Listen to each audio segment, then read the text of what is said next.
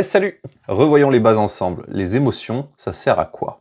Pour moi, c'est un signal que ton corps t'envoie pour te dire qu'un besoin est comblé, émotion dite positive, ou qu'il y a un besoin dont il serait judicieux que tu prennes soin, émotion dite négative.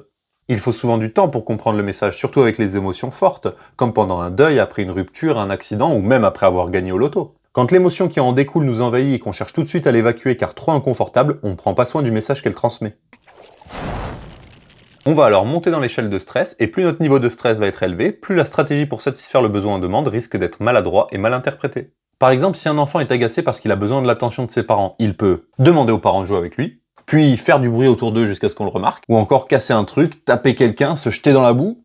Alors oui, il va peut-être se faire gronder, mais son besoin d'attention sera comblé. Ce qu'il faut, c'est comprendre le message. Des fois, il est simple et urgent. Je suis en colère car j'ai besoin de respect. À ce moment-là, une fois qu'on a compris l'origine du message, je pense qu'il est judicieux de ne pas discuter tant qu'on reste animé par l'émotion. Avoir compris d'où ça vient ne veut pas dire qu'on est disponible pour interagir, mais juste qu'on n'est plus dans la réaction. Il est vrai que si on prend pas soin du message que véhicule l'émotion, on peut facilement tomber dans le réactionnel et donc la laisser nous contrôler.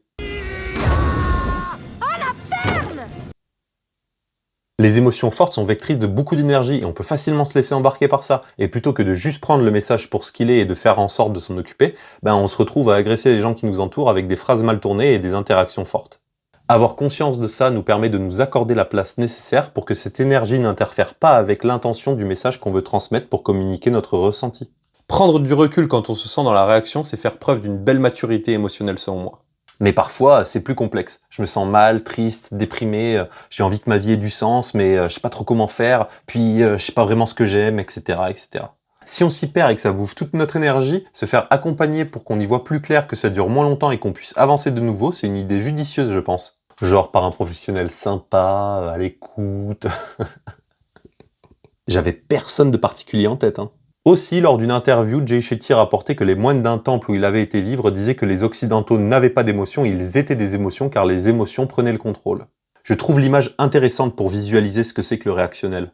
Il expliquait aussi que les enfants, là-bas, avant d'aller à l'école apprendre des connaissances théoriques, la première chose qu'on leur enseignait, c'était à respirer. Parce que les émotions ont un impact sur notre rythme cardiaque, énergie, stress, tout ça, et donc sur notre respiration. Mais que l'inverse est aussi vrai. Si quand ça monte, on se focalise sur la respiration, on aide le cœur à se calmer, on fait redescendre le niveau de stress intérieur et on ne laisse plus l'émotion prendre le contrôle. En somme, la considérer pour ce qu'elle est, un message qui a besoin d'être accueilli et entendu pour qu'on prenne soin du besoin dont il émerge. Et n'oubliez pas, l'important c'est pas de convaincre ou d'avoir raison, c'est juste de planter des graines.